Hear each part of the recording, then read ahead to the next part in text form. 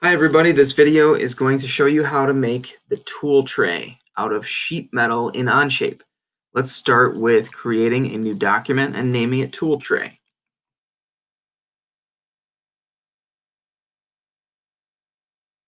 Okay, I'm going to start a sketch on the front view. View that normal to the sketch plane. I'm going to grab a corner rectangle and start at the origin. Draw it out and dimension it to a width of 4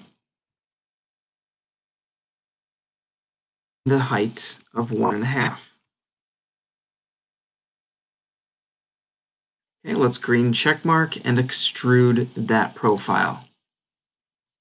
Let's change the 1 to 9 and give it a green check mark and view that isometric.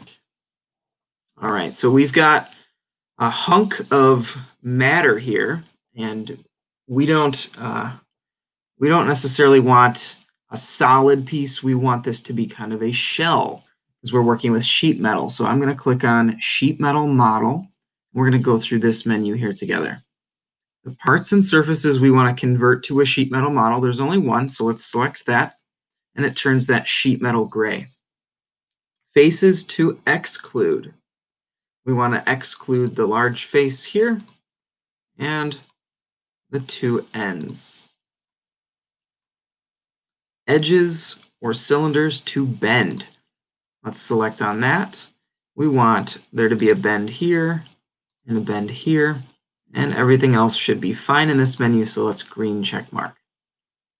All right, so there is our main skeleton. If you click this button over here, Sheet Metal Table and Flat View, that's going to give you what the layout looks like if it were flat.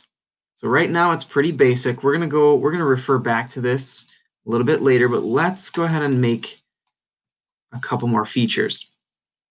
Next, let's click on the drop down next to Sheet Metal Model and let's create a flange. Before you click on anything in your model, let's make sure that the distance for that flange is 1/2. I'm going to select my 3 edges on one side. And as you notice, as you click in there, if you have a 90-degree flange here, it's going to automatically miter those corners to a 45-degree angle. So let's do the other side and let's watch that a little slower. As I click my first one, it gives me a 90-degree, but then I click my second one, and this check mark automatic miter gives me that 45-degree automatically. Okay, so all 6 of my flanges are in. I will green check mark, and that looks good. The last step for the tool tray bottom is to create a hem. I want to hem this edge. That's going to fold inside.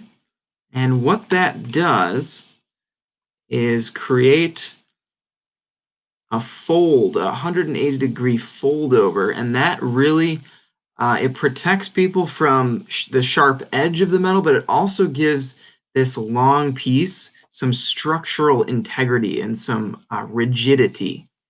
So I'm going to do a hem on the other side as well.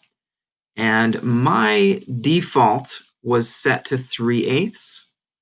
If yours isn't, let's make sure we change that to 1/2. That looks good, and green check mark.